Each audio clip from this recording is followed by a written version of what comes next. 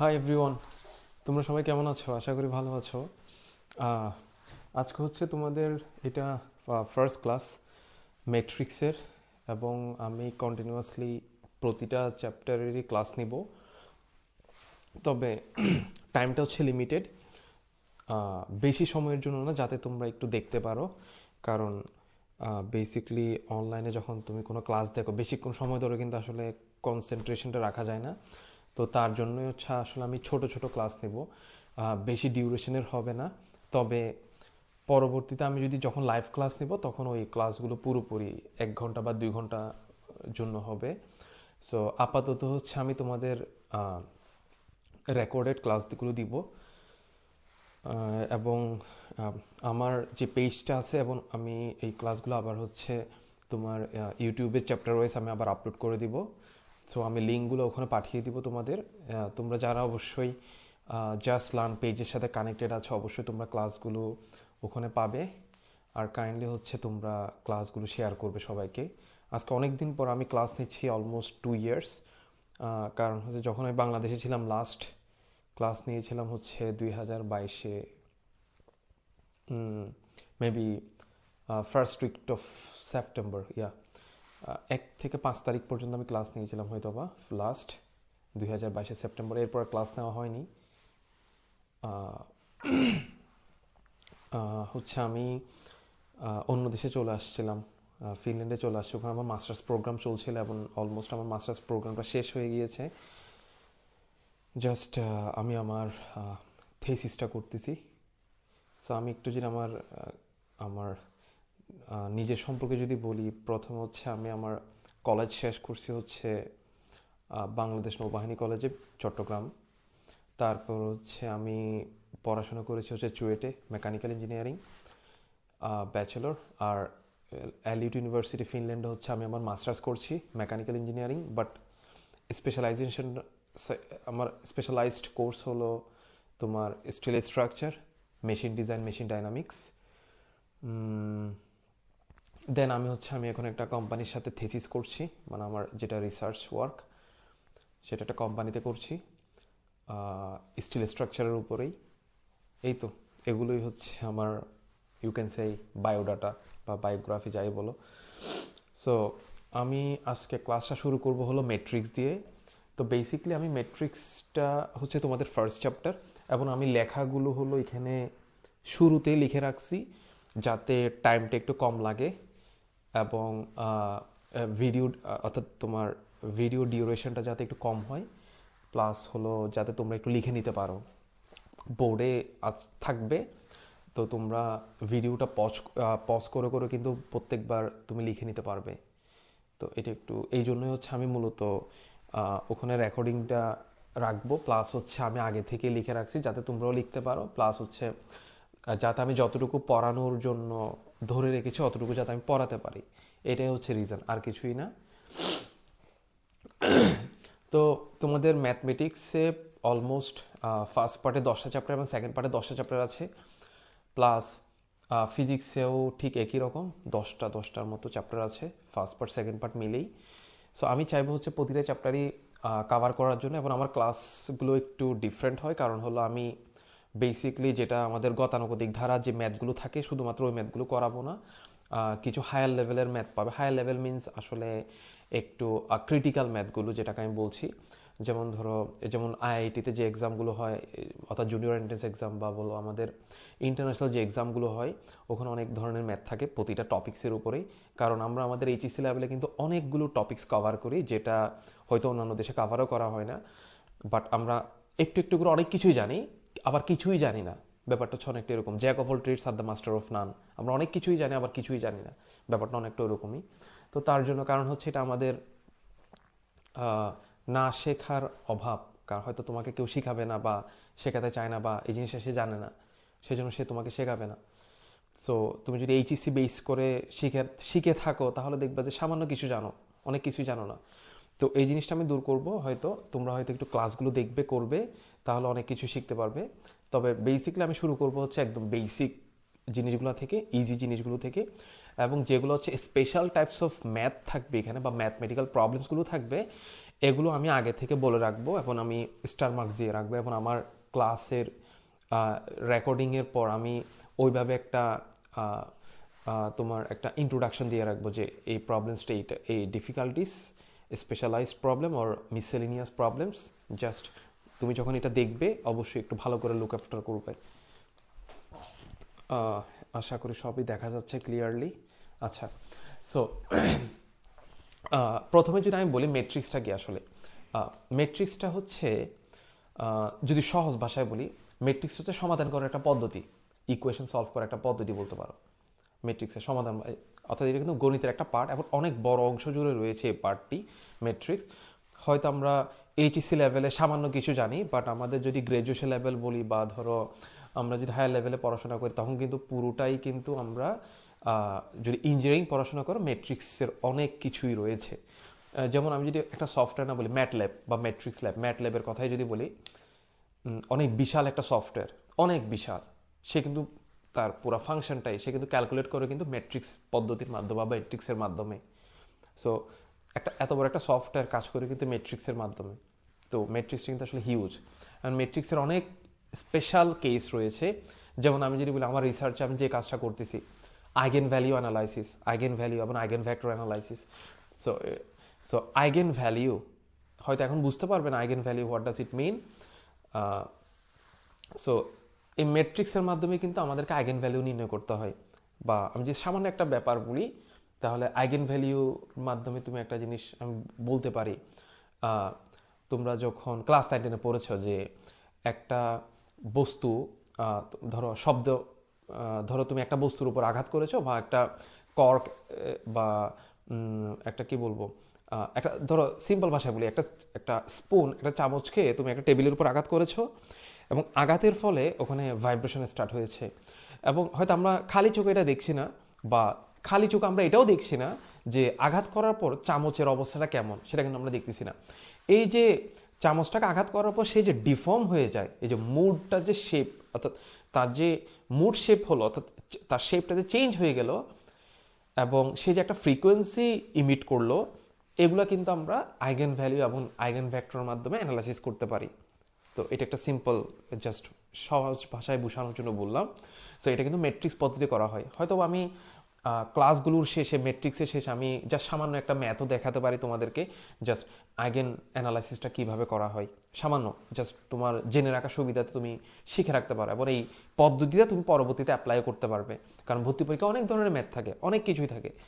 তো আজকে আমাদের ফার্স্ট ক্লাস, আমি জাস্ট আজকে কিছু ম্যাট্রিক্সের ডেফিনিশন নিয়ে আলোচনা করব, এবং ম্যাট্রিক্সটা কীভাবে কাজে লাগানো যায় সেটা নিয়ে আমরা একটু আলোচনা করব। তো শুধুমাত্র এগুলোই না ডেফিনেশন, আরও অনেকগুলো ডেফিনেশন রয়েছে, সেগুলো আমরা আলোচনা করব পরবর্তীতে। তো আমি যতটুকু পড়াবো, এবং ক্লাস ডিউরেশনটা 15 মিনিটস, 10 to 15 মিনিটস থাকবে। হয়তো আজকের ক্লাসটা একটু বেশি হতে পারে, বাট বেসিকলি আমার ইচ্ছে হলো 10 to 15 মিনিটস ক্লাসগুলো থাকবে। ওর মধ্যেই তুমি যতটুকু আমি কভার করতে পারি আমি অতটুকু দেখাবো তোমাদেরকে। সো প্রথমে যদি বলি, ম্যাট্রিক্স আমি বলছিলাম কি একটা সমাধান করার পদ্ধতি বলতে পারো। তুমি এটা দিয়ে অনেক কিছু সমাধান করতে পারো।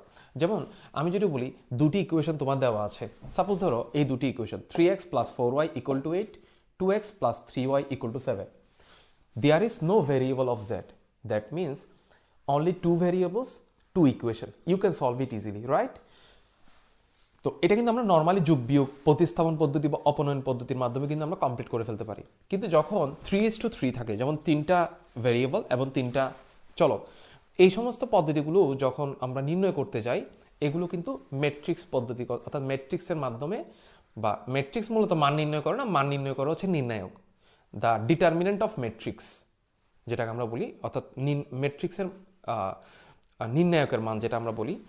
তো এই যে 3টে ইকুয়েশন সলভ করতে কিন্তু তোমার অনেক টাইম লাগবে, কিন্তু তুমি যদি কম্পিউটারে দিয়ে দাও, বা ধরো তুমি যদি আমি বলি ম্যাটল্যাব সফটওয়্যারে দিয়ে দাও, সে কিন্তু ইনস্ট্যান্ট সলভ করে ফেলতে পারবে, কারণ সে ম্যাট্রিক্স পদ্ধতিতে মানটা নির্ণয় করে, এবং এটা খুবই দ্রুত পদ্ধতি। সো অর্থাৎ ম্যাট্রিক্সের মাধ্যমে আমরা সমাধান করতে পারি এক প্রকার। প্রথম কথা হচ্ছে এটা সমস্ত ম্যাট্রিক্স না, তবে এটা আস্তে আস্তে জানবা, বা সহজ ভাষায় ম্যাট্রিক্সের মাধ্যমে আমরা সমাধান করতে পারবো। আচ্ছা, সো তো এটা হচ্ছে আমরা একটা 3টে ইকুয়েশন দেওয়া আছে এবং 3টা আননোন।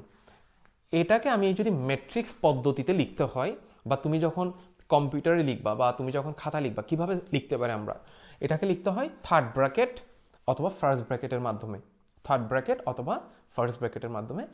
সো এখানে যেটা লেখা হয়েছে সেটা হচ্ছে কোএফিসিয়েন্টগুলো, যেমন ধরো এক্স এর কোএফিসিয়েন্ট 3, ওয়াই এর কোএফিসিয়েন্ট 4, জেড এর কোএফিসিয়েন্ট 5, 2 3 4 5 - 2 3। এটাই হচ্ছে আমার সেই ম্যাট্রিক্স পদ্ধতি লিখলাম, বা ম্যাট্রিক্সটা কিভাবে সাজানো হয় একটা অর্থাৎ ইকুয়েশন থেকে একটা ম্যাট্রিক্সে কিভাবে সাজানো যেতে পারে, এটা হচ্ছে তার পদ্ধতি। এখন আমরা এখানে ফার্স্ট ব্র্যাকেট ব্যবহার করতে পারি, তবে বেশিরভাগ ক্ষেত্রে তোমাদের বইতে দেখবে যে থার্ড ব্র্যাকেট দিয়ে দেওয়া হয়েছে, তবে এটাও রাইট, এটা একটু মাথায় রাখবে। সো আমরা অনেক ধরনের ম্যাট্রিক্স নিয়ে আলোচনা করব। তো প্রথমে যে ম্যাট্রিক্সটা নিয়ে আলোচনা করবো সেটা হচ্ছে বর্গ ম্যাট্রিক্স, বা ইংলিশে বলা হয় স্কোয়ার ম্যাট্রিক্স। তো স্কোয়ার মিনস হোয়াট, যার দৈর্ঘ্য প্রস্থ সমান, রাইট? সো আমরা এটা বলতে পারি কি, যে ম্যাট্রিক্সের সারি সংখ্যা ও কলাম সংখ্যা সমান তাকে বলা হয় কিন্তু বর্গ ম্যাট্রিক্স। তো এ বি সি ডি, এখানে কয়টা সারি রয়েছে? দুটি সারি রয়েছে। কয়টা কলাম রয়েছে? দুটি কলাম রয়েছে।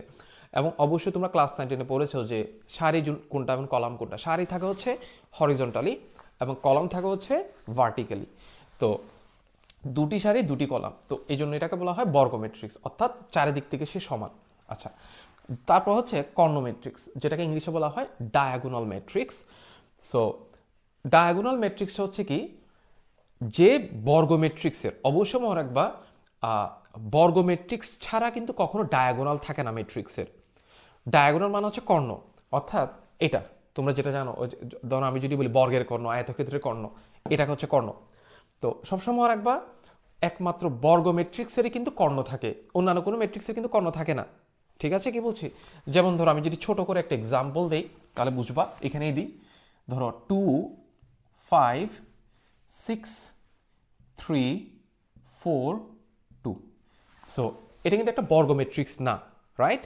কারণ তার সারি হচ্ছে দুটি, কলাম হচ্ছে তিনটি, কিন্তু এর কিন্তু কোনো কর্ণ নেই, কারণ কর্ণটা হয় এরকম, কিন্তু এখানে দুইটি হওয়ার পর তো এখানে আর কোনো কিছু নেই, তার মানে এখানে কোনো কর্ণ নেই। সো মনে রাখবা কর্ণ ম্যাট্রিক্স অবশ্যই এটা একটা বর্গ ম্যাট্রিক্স হবে। তো যাই হোক, যে বর্গ ম্যাট্রিক্সের কর্ণ বরাবর ভুক্তিগুলো থাকবে এবং বাকি ভুক্তিগুলো হবে শূন্য, তখন আমরা এটাকে বলবো হচ্ছে কর্ণ ম্যাট্রিক্স। যেমন ধরো এই ম্যাট্রিক্সটার কথাই যদি বলি, এটা কিন্তু একটা বর্গ ম্যাট্রিক্স, কারণ তার সারি রয়েছে তিনটি, কলাম রয়েছে তিনটি, রাইট?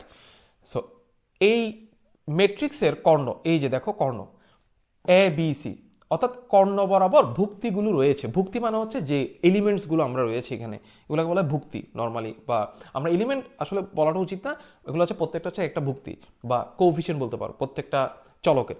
সো এ বি সি এই কর্ণ বরাবর ভুক্তিগুলো রয়েছে, এবং বাকি ভুক্তিগুলো হচ্ছে কি থাকবে না, অর্থাৎ কর্ণ বরাবর ভুক্তিগুলো থাকবে, তখন আমরা সেটাকে বলি হচ্ছে কর্ণ ম্যাট্রিক্স। তবে একটা ইন্টারেস্টিং ব্যাপার বলি, একটা ম্যাট্রিক্সের দুই ধরনের কর্ণ থাকে। শুরুতে যেটা পাচ্ছ এ বরাবর যে কর্ণটা, এটাকে বলা হয় মুখ্য কর্ণ। এখন অপর যে কর্ণটা, এটাকে বলা হয় গৌণ কর্ণ। সো সবসময় অনেকবা মুখ্য কর্ণের উপাদানগুলো থাকবে, গৌণ কর্ণে না। গৌণ কর্ণ থাকতে পারে, নাও থাকতে পারে, it doesn't matter of fact. The fact is primary যে ডায়াগোনাল এর ভুক্তিগুলো থাকবে এবং বাকি ভুক্তিগুলো কি শূন্য হবে, তখন আমরা সেটাকে বলি হচ্ছে কর্ণ ম্যাট্রিক্স। দেন স্কেলার ম্যাট্রিক্স, যখন কোনো কর্ণ ম্যাট্রিক্সের মুখ্য কর্ণের উপাদানগুলো বা ভুক্তিগুলো, উপাদান বলবো না, আমরা ভুক্তি বলবো, মুখ্য কর্ণের ভুক্তিগুলো যখন সমান থাকে, তখন আমরা সেটাকে বলি হচ্ছে স্কেলার ম্যাট্রিক্স। লাইক দেখো আগেরটা দেখো কর্ণ ম্যাট্রিক্স, কারণ ভুক্তি রয়েছে but they are different to each other, A B C. এখানে দেখো এ এ এ, অর্থাৎ কর্ণ বরাবর যে ভুক্তিগুলো রয়েছে তারা কিন্তু প্রত্যেকে সমান বা সেম, তখন আমরা সেটাকে বলি হচ্ছে কর্ণ ম্যাট্রিক্স। আর তারপরে এক্সাম্পলে যদি যাই, অভেদ ম্যাট্রিক্স, যেটাকে ইংলিশে বলা হয় আইডেন্টিটি ম্যাট্রিক্স, এবং এই ম্যাট্রিক্সটা তোমাদের সবচেয়ে বেশি কাজে লাগবে, সেজন্য আমি এটার উপর একটা স্টার মার্কস দিয়ে দিলাম, 3 স্টার, কারণ এগুলো হয়তো আমাদের এমসিকিউতে কাজে লাগবে, কারণ আমরা যখন ম্যাথমেটিক্যাল প্রবলেমস করতে যাব তখন কিন্তু আমাদের এই ম্যাট্রিক্সটা অবশ্যই অনেকবার বা অসংখ্যবার কাজে লাগবে। এবং এই অভেদ ম্যাট্রিক্সকে লেখা হয় আই সিম্বল দ্বারা, আই এই সিম্বল দ্বারা অভেদ ম্যাট্রিক্সকে লেখা হয়, যেটাকে ইংলিশে বলা হয় identity matrix, right? So identity matrix হচ্ছে কি, যখন কর্ণ বরাবর ভুক্তিগুলো 1 হয়, অর্থাৎ এই যে মুখ্য কর্ণ বরাবর যে ভুক্তিগুলো রয়েছে সেটা অলওয়েজ 1 থাকবে, তখন আমরা সেটাকে বলবো হচ্ছে আইডেন্টিটি ম্যাট্রিক্স। সো আমি একটু রিক্যাপ করি আবার, এটাকে আমরা আইডেন্টিটি ম্যাট্রিক্স বলবো বা অভেদ ম্যাট্রিক্স বলবো। এটাকে কিন্তু চাইলে কিন্তু আমরা স্কেলার ম্যাট্রিক্সও বলতে পারি। কেন? কারণ স্কেলার ম্যাট্রিক্সের সত্য কি ছিল, তার মুখ্য কর্ণ বরাবর ভুক্তিগুলো হবে সেম। দেখো সেম কিন্তু 1 1 1 same, it can be 2 2 2 3 3 3 anything. But যেহেতু এখন 1 1 আছে, তার মানে এটাকে আমরা কি বলতে পারি, স্কেলার ম্যাট্রিক্সে বলতে পারি। আচ্ছা বলো তো, এটাকে অবশ্যই কি আমরা কি কর্ণ ম্যাট্রিক্স বলতে পারি না? অবভিয়াসলি পারি। কেন? কারণ তার তো কর্ণ বরাবর ভ্যালু তো আছে, যতই থাক আছে তো। সো যেহেতু কর্ণ বরাবর ভ্যালু আছে, তাহলে আমরা এটাকে আবার কিন্তু কর্ণ ম্যাট্রিক্সে বলতে পারি। সো তোমাদের যখন এমসিকিউ আসে, যেমন বহুপদী যে এমসিকিউ গুলো থাকে 1 2 1 ও 2 2 ও 3 লাইক দ্যাট, কিছু এমসিকিউ আছে না, এই সমস্ত এমসিকিউ গুলো কিন্তু এটা কিন্তু খুব ইম্পর্টেন্ট। লাইক অভেদ ম্যাট্রিক্স কিন্তু you can say it's a scalar matrix, it's a diagonal matrix, remember, and it is also a square matrix. এটা কিন্তু একটা বর্গ ম্যাট্রিক্স, এটা কিন্তু একটা স্কেলার ম্যাট্রিক্স, এটা কিন্তু একটা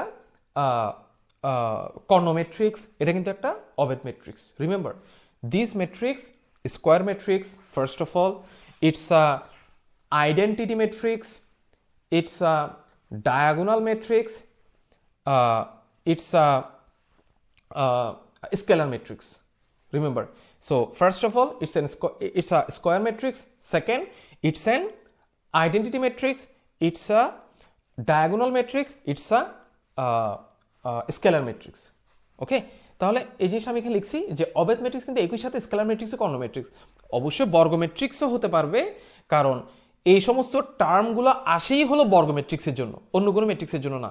কারণ স্কেলার ম্যাট্রিক্স বলো, অভেদ ম্যাট্রিক্স বলো বা ডায়াগোনাল ম্যাট্রিক্স বলো, এগুলো সবসময় আসেই হচ্ছে তোমার বর্গ ম্যাট্রিক্সের জন্য, অন্য কোনো ম্যাট্রিক্সের জন্য না।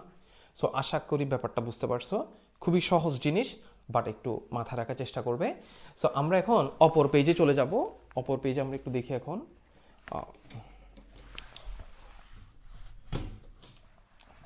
সো আমরা যদি অপর পেজে যাই, একটু যদি খেয়াল করি, এই যে সো আমি এখানে লিখে রেখেছিলাম তোমাদের জন্য, যাতে আমার টাইমটা কম লাগে বুঝাতে এবং ভিডিও ডিউরেশনটা যাতে একটু ছোট হয়। সো এখন আমরা আরেকটি ইম্পর্টেন্ট ম্যাট্রিক্সে যাব, ঊর্ধ্ব ত্রিভুজাকার ম্যাট্রিক্স। এই ম্যাট্রিক্সের কিন্তু অনেক ধরনের বৈশিষ্ট্য রয়েছে, যেটা হয়তো তুমি একটা বই পড়ে নাও পেতে পারো, 3-4টার মতো বই পড়তে হয়। তবে তোমরা যদি ক্লাসগুলো করো তাহলে অনেক গুরুত্বপূর্ণ এবং ইউনিক কিছু ইনফরমেশন পেয়ে যাবে। যেমন ধরো এটার অনেক গুরুত্বপূর্ণ কিছু ইনফরমেশন আছে, আমি এখানে লিখিনি এখনো, নেক্সট ক্লাস বা নেক্সট ভিডিওতে এগুলো অবশ্যই পাবে। সো একটু আমরা দেখি ঊর্ধ্ব ত্রিভুজাকার ম্যাট্রিক্স বা আপার ট্রায়াঙ্গুলার ম্যাট্রিক্স। সো ঊর্ধ্ব ত্রিভুজাকার ম্যাট্রিক্স হচ্ছে কি, কোনো একটা বর্গ ম্যাট্রিক্সের প্রধান কর্ণ, যেটাকে আমরা বুঝছিলাম একটু আগে যে মুখ্য কর্ণ গৌণ কর্ণ দুটি রয়েছে, এটাকে বলা হয় মুখ্য কর্ণ, এটাকে বলা হয় গৌণ কর্ণ। সো প্রধান কর্ণের নিচের ভুক্তিগুলো থাকবে হচ্ছে 0 এবং উপরের ভুক্তিগুলো থাকবে মান থাকবে একটা। নিচের ভুক্তিগুলো দেখো, তো আমি যদি বলি, দেখো এটা কিন্তু একটা ত্রিভুজ গঠন করে, এই যে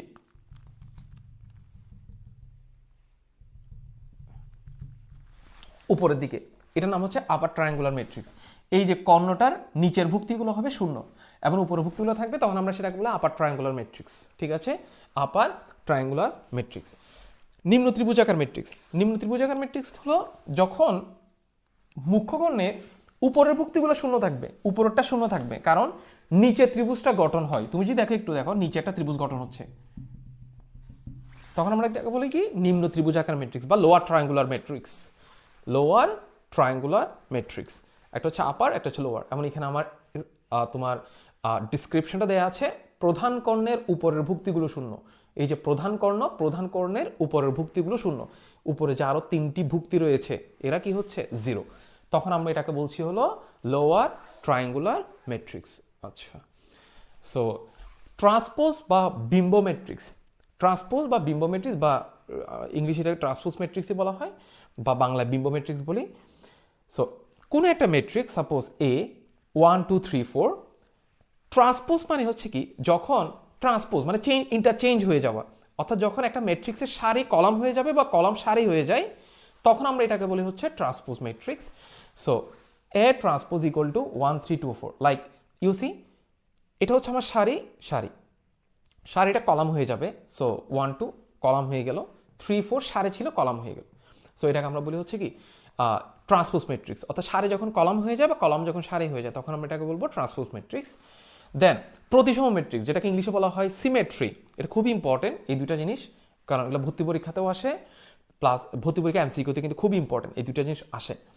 সিমেট্রি ম্যাট্রিক্স অর্থাৎ প্রতিসম ম্যাট্রিক্স অর্থাৎ এমন একটা ম্যাট্রিক্স যে ম্যাট্রিক্সকে ট্রান্সপোজ করার পরেও আগের ম্যাট্রিক্সটি ফিরে পাওয়া যায়। অর্থাৎ কোন একটা ম্যাট্রিক্স আছে এ এবং তার ট্রান্সপোজ ম্যাট্রিক্স এ ট্রান্সপোজ, কারণ ট্রান্সপোজটাকে এ টু দি পাওয়ার অর্থাৎ উপরে করে টি লেখা হয় যাতে এটা বোঝা যায় এটা হচ্ছে transpose of A. So transpose of A and A, they are equal to each other. Then we can say it's a symmetry matrix. So A equal to 0 to 2 0 ধরলাম যে কোনো একটা ম্যাট্রিক্স। সো এটাকে তুমি যখন ট্রান্সপোজ করবে A transpose is equal to what, সারি column হয়ে যাবে, একটু ভুল হয়েছে এখানে, সারি কলাম হয়ে যাবে 0 to 2 0। সো দেখো সারি কলাম হয়ে গেল, সারি কলাম সারি কলাম। সো দেখো তো এ ম্যাট্রিক্স এবং এ ট্রান্সপোজের মধ্যে কোনো পার্থক্য আছে? কোনো পার্থক্য নেই। সো আমরা এখানে লিখতে পারি কি A equal to A transpose. What does it mean? That means A matrix is a symmetrical matrix. Then B প্রতিসম বা অ্যাসিমেট্রি যেটাকে বলা হয় অ্যাসিমেট্রি ম্যাট্রিক্স। একটা ম্যাট্রিক্স এমন একটা ম্যাট্রিক্স এই ম্যাট্রিক্সের ট্রান্সপোজ করার পরেও সেটা পূর্বের সমান হয় না, কিন্তু বিপরীত চিহ্ন বিশিষ্ট সমান হয়। কেমন? দেখো এ একটা ম্যাট্রিক্স, এটা খুবই ইম্পর্টেন্ট, এটা পরীক্ষায় আসে, ভর্তি পরীক্ষাতেও আসে, এমসিকিউতেও আসে, খুবই ইম্পর্টেন্ট। এ একটা ম্যাট্রিক্স, এটা আমি লিখেছি এখানে। এটাকে যখন আমি ট্রান্সপোজ করছি তখন এ ট্রান্সপোজ ইকুয়ালস আমরা কত বললাম 0 to -4 ব্লা ব্লা ব্লা, কারণ সারি কলাম সারি কলাম সারি কলাম, রাইট? কিন্তু একটু যদি খেয়াল করি আমরা এখানে যদি আমরা একটা মাইনাস সাইন কমন নিই, এখান থেকে যদি আমরা মাইনাস সাইন কমন নিই একটা, সবগুলো থেকে মাইনাসটা কমন নেওয়ার পর এটার অবস্থাটা এরকম দাঁড়ায়, কারণ এটা 2 ছিল, এটা -2 হয়ে যাবে, -4 ছিল 4 হয়ে যাবে, because you have chosen a common sign minus. তাহলে এখন খেয়াল করো এই জিনিসটা এবং এই জিনিসটা they are look like same, right? So এটা এবং এটা যেহেতু সমান, তাহলে আমরা এটার পরিবর্তে এখানে কি লিখতে পারি? এ লিখতে পারি, অর্থাৎ এ ট্রান্সপোজ ইকুয়ালস টু -a, বিপরীত চিহ্ন বিশিষ্ট। তখন আমরা সেটাকে বলে হচ্ছে অ্যাসিমেট্রি ম্যাট্রিক্স। যদি বিপরীত চিহ্ন বিশিষ্ট না হতো তখন আমরা এটাকে কি বলতাম? সিমেট্রি ম্যাট্রিক্স বলতাম। সো অ্যাসিমেট্রি আর সিমেট্রির মধ্যে পার্থক্যটা হচ্ছে কি একটা মাইনাস সাইন, একটা বিপরীত চিহ্ন, একটা বিপরীত চিহ্ন, তখন আমরা এটাকে বলে হচ্ছে asymmetry matrix. Last of all যেটা খুব ইম্পর্টেন্ট, যেটা আমাদের পরীক্ষার মধ্যে আসে ম্যাথ হিসেবে, এইচএসসি তো আসে, উলম্ব ম্যাট্রিক্স, যেটাকে বাংলায় বলা, ইংলিশে বলা হয় অর্থোগোনাল ম্যাট্রিক্স।